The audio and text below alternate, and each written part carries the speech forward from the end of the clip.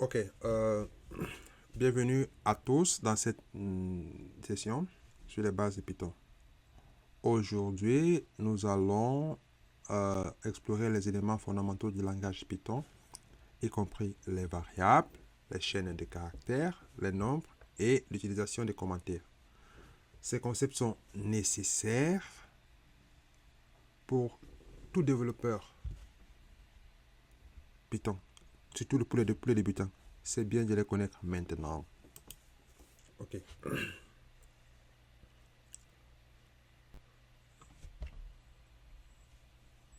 Ok. Avant de plonger dans le code, il est important de comprendre pourquoi ces concepts sont importants. Les variables, les chaînes de caractères et les nombres sont omniprésents dans la programmation. Savoir les manipuler correctement nous permettra d'écrire du code plus propre, plus efficace. Les variables. Bon, la définition actuellement, la variable peut être définie, peut être comprise comme une étiquette que vous collez sur une boîte contenant des données. Étiquette que vous collez sur une boîte contenant des données. Donc, nous avons une boîte sans étiquette, on ne sait pas ce qui est dans la boîte. Si nous mettons tomate, nous collons l'étiquette tomate sur la boîte, ça veut dire que tout le monde qui passe va savoir que dans la boîte, il y a tomate. Si nous collons orange dans la boîte, selon qu'il y a la boîte, mais si nous enlevons la boîte orange et nous mettons tomate, et qu'il y a tomate, et qu'il y a orange dans la boîte, bref, vous avez compris. Et comment écrire les variables avec Python? La syntaxe, c'est on écrit nom de la variable, on met le signe égal, on met la valeur. On appelle ça assignation. Les variables, les variables pointent vers une donnée stockée en mémoire. Quelques règles pour les variables, pour les clichés des variables. Il est important de suivre ces règles pour éviter les erreurs dans le code. C'est quoi les règles? Les règles, elles sont simplistes. D'abord, les variables sont écrites en minuscules. Oui, je ne sais pas si écrit. Oui, minuscule. Doit être un seul mot, sans espace. Peut contenir des lettres, des chiffres, des traits de soulignement. Ne peut pas commencer par un chiffre. Voici les règles essentielles. Bon, voici quelques noms de variables qui sont valables, valides, et noms de variables invalides. Quelles sont les erreurs courantes que nous avons à Python? Nous avons name error. Elle se produit quand la variable n'est pas trouvée dans le code, ou bien la variable n'est pas définie avant la ligne où il y a l'erreur. C'est pour ça qu'il est important de définir la variable avant de l'utiliser. Ok. Name error peut être plus souvent sur les fautes d'orthographe, et pour les corriger, fautes d'orthographe ou bien l'oubli, pour les corriger, il faut juste guetter le code et voir où on a fait l'erreur. Les chaînes de caractères en Python.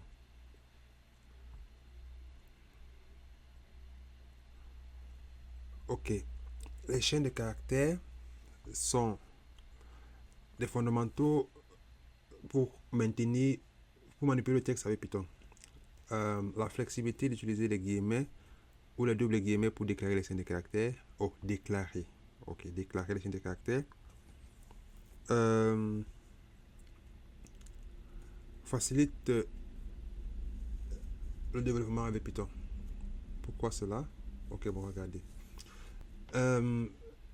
Python considère l'apostrophe comme le début d'une chaîne de caractères. Et comme c'est que la chaîne de caractères est ce qui est compris entre l'ouverture de la chaîne de caractères et la fermeture, si par mégarde on commence par la simple chaîne de caractères ici, nous aurons un code, enfin nous aurons une erreur. Parce que Python va se dire que vous avez ouvert et fermé, et ceci n'est pas dans une chaîne de caractères, donc il va cracher, le programme va cracher. Non, cracher, ok. Donc, si vous voulez écrire l'apostrophe dans une chaîne de caractères, commencez par double guillemets. Si vous voulez écrire ceci, vous commencez par une simple chaîne de caractères.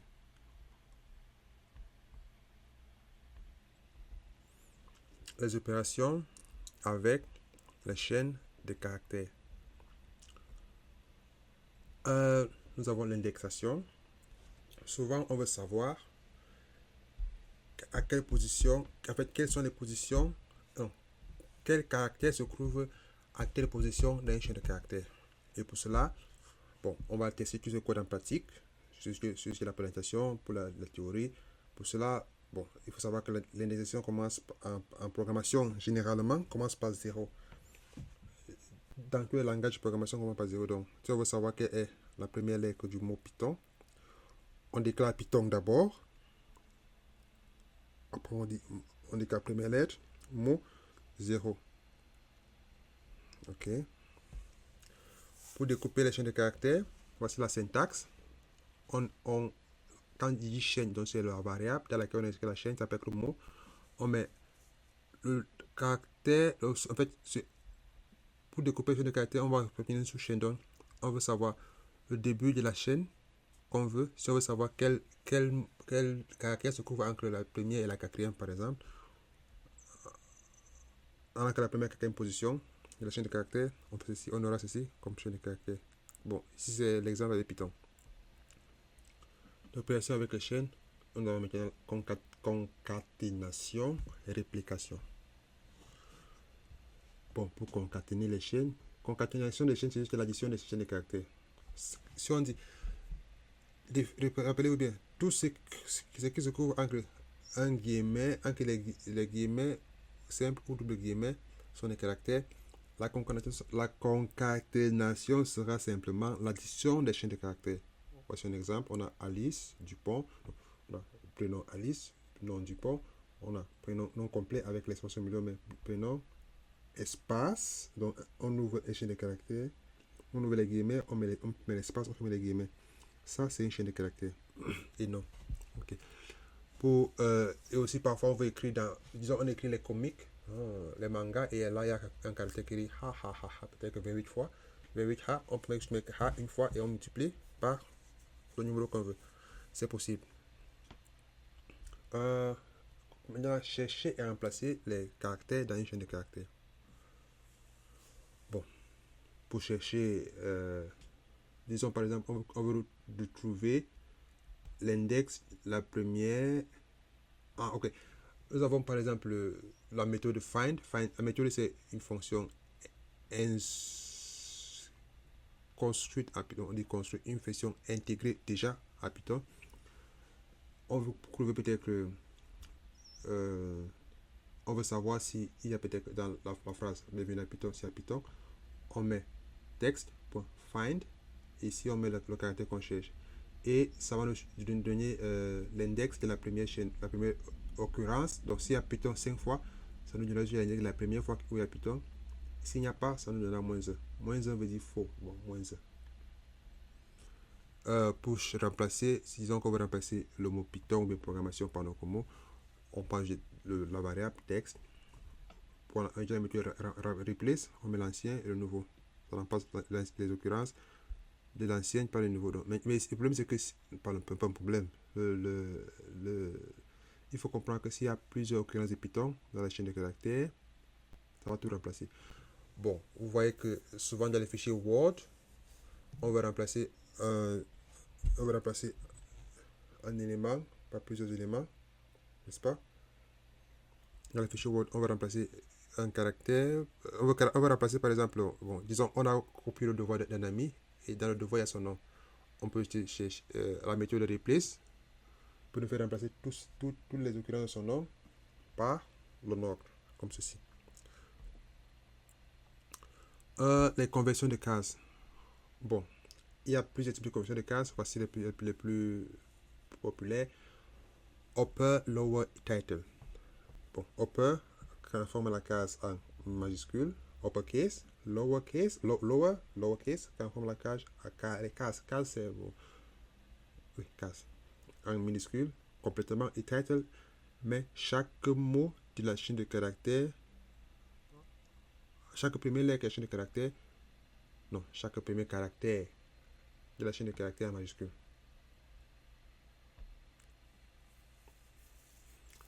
Et suppression d'espace superflu.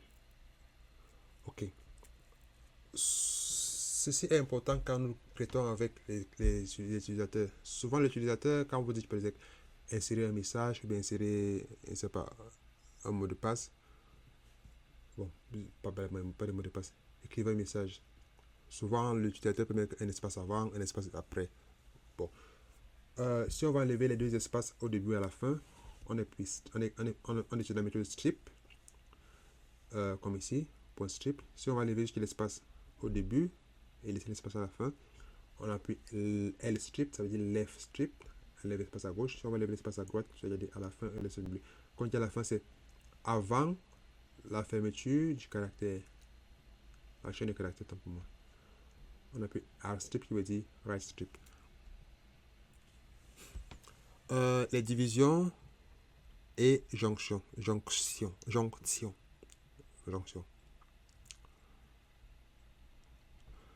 Si on a une chaîne de caractères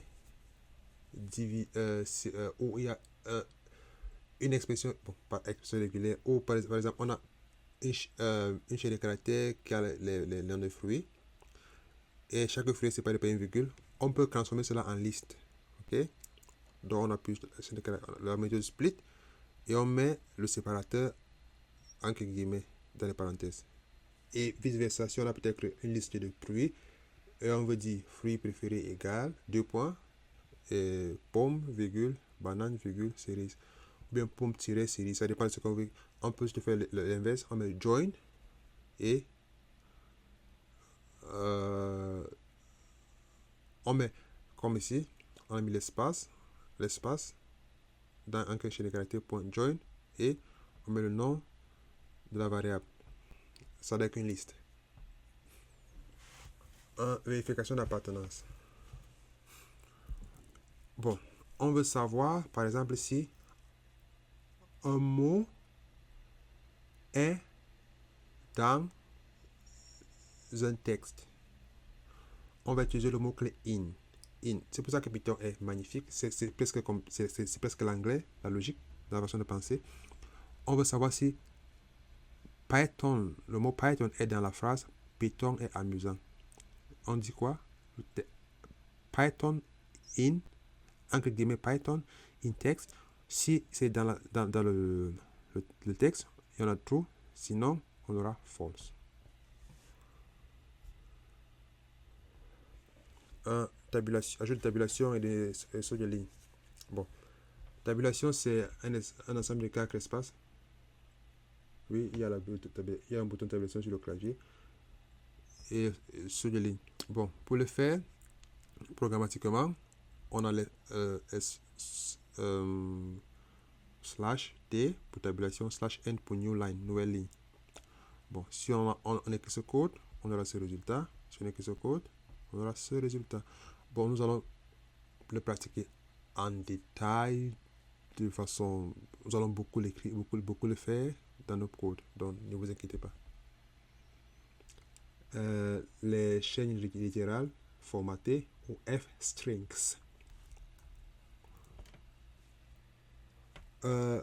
Souvent, nous avons déjà quand on interagit avec les utilisateurs, vous avez par exemple, quand vous écrivez un site, on avait bienvenue et votre prénom. Bon, souvent il y a des codes derrière qui attendent juste que vous mettez votre nom ou bien votre prénom et votre âge et ça va vous afficher un message déjà prédéfini. Et ça se fait comme ça, mais f-string, je m'appelle, nom, ou bien bienvenue, nom, prénom, nom. Une fois que le nom est connu, nom s'affiche là, et une fois que le prénom est connu, le prénom s'affiche là. Avant, les programmes d'avant, c'est comme ça qu'ils utilisaient. Donc, j'ai commencé à apprendre Python. J'ai commencé à apprendre Python après la version 3.2. Mais ceux qui utilisaient écrivaient les codes de Python depuis la version 1, la version 2.2 et en montant, vous allez souvent trouver ce genre de texte. ce genre de formatage. C'est l'équivalent de la méthode qu'on a vue précédemment, mais bon, chacun aime ce qu'il aime. Et aussi pour formater les nombres, voilà comment c'est fait. Pour savoir, souvent on va afficher juste 2 chiffres après la virgule. C'est facile le format. Si on va afficher peut-être que 3 chiffres, on met 3F, point 3F, bon. Ok, les erreurs courantes et les solutions. Avec les chiffres, avec les chaînes de caractères, on a des erreurs d'index. Si le caractère n'est pas, si l'index qu'on cherche n'est pas, si la longueur du caractère n'est pas suffisante pour l'index qu'on cherche, on aura index erreur. Et pour la solution, on juste à compter. Je vais vous montrer beaucoup de méthodes comment éviter ces erreurs dans le code.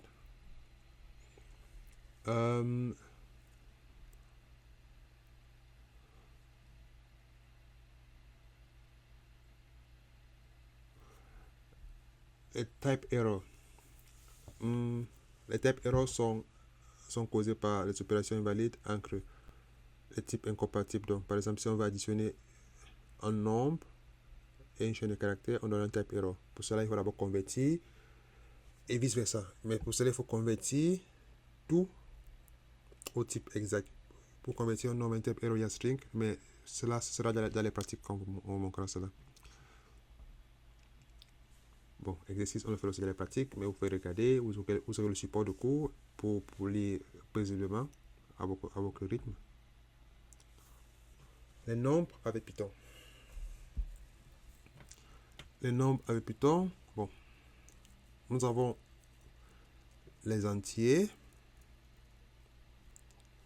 qui sont les nombres sans virgule, et integer, et les flottants. Float sont les nombres à virgule flottante. Les différents opérateurs arithmétiques, Python, nous avons plus, moins, multiplier, division, exponentiation, le modulo, division entière. Et division entière, si on ne veut pas que... Bon. Avec Python, quand on fait une division simple, le résultat sera toujours flottant. Un flottant. Mais si on veut avoir une division sans division entière, on utilise double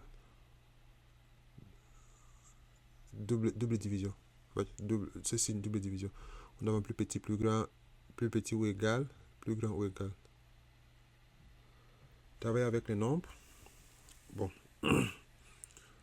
La division simple, nous retournons un flottant. La division entière, nous retourne un nombre entier. Nous avons par exemple ceci, un exemple. Si on divise 10 par 2, le quotient sera 5.0. Mais si on divise 10 par slash 3, la division sera 3, donc 100, donc ça y a arrondi. Les traits de soulignement dans les nombres. Les traits de soulignement n'affectent pas la valeur du nombre. C'est seulement dans les nombres. Ceci est pour la bonne lisibilité du code. Si on a les chiffres comme 8 milliards, 999 millions et ainsi de suite, on met que les soulignements incluent par exemple les zéros. Si on met les soulignements, oui, pas l'espace, mais que les soulignements. Affectation multiple, c'est aussi possible au lieu d'écrire x égale à 10, y égale à 20, z égale à 30, on peut mettre tout ça sur une ligne comme il est fait ici. Les exercices pratiques, nous allons le faire dans les pratiques. Donc, prochaine vidéo que vous recevrez sur la chaîne sera la pratique. Bon. Commentaires avec Python. Les commentaires sont essentiels si nous voulons collaborer avec les gens pour que les gens vont lire nos codes. On va lire les codes des gens. Sans commentaire, c'est impossible souvent. Même sur les codes simples, c'est impossible de se retrouver. Pour améliorer la lisibilité, quand vous écrivez un code, pour savoir ce que vous faites et pour que ce soit lisible, mettez les commentaires. L'important, c'est que le code soit compréhensible par vos collègues et par la machine. Mais vos collègues d'abord, parce que s'il y a une erreur, ils peuvent vous aider. et aide à identifier les erreurs. Bon, il y a quelques... Et aussi les commentaires, comment le faire. Tout ce qui est après le dièse, quand vous écrivez dièse, tout ce que vous allez écrire après, c'est commenter sur une ligne. Ok? Tout cela n'est pas lu par l'interpréteur, donc c'est considéré comme commentaire. Maintenant, si vous voulez commenter sur plusieurs lignes, vous mettez triple guillemets. Bon, il y a quelques règles inofficielles de Python. Le code est mieux quand c'est beau que quand c'est laid, quand c'est explicite ou implicite. Donc, explicite, c'est-à-dire si vous avez une liste de noms d'étudiants, c'est mieux de mettre nom, barre de 8, étudiant. Eux l'écrit X et vous mettez la liste. Parce que si vous mettez non étudiant, tout le monde qui regarde le code saura que bon, ici aura le non étudiant. Si c'est encore mieux si c'est non étudiant de la 6e, vous mettez étudiant avec S-6e ou n'importe quoi que ce soit explicite. Le code est mieux simple que complexe. Donc, essayez d'écrire des codes simples. Vous saurez, parce que parfois je vais vous apprendre des méthodes intéressantes, surtout qu'avec les fonctions lambda. Si vous chargez le code de fonction lambda, le code sera moche à voir, complexe, parce que parfois vous-même vous ne saurez pas ce que vous écrivez. Bon.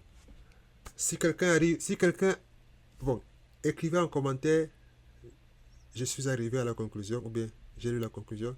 Si vous êtes arrivé à ce niveau, cela permettrait de savoir qui sont jusqu'au boutiste. Bon. Ce que vous retenez, c'est comprendre les variables de Python et les types de données est essentiel. La chaîne de caractères offre des capacités de manipulation puissante. Les opérations arithmétiques sont simples et directes. Les commentaires améliorent la lisibilité. On va pratiquer prochainement avec les exercices de codage, explorer davantage de fonctionnalités et lire le Zen de Python pour s'inspirer. Au revoir et rendez-vous pour la pratique. Bye bye.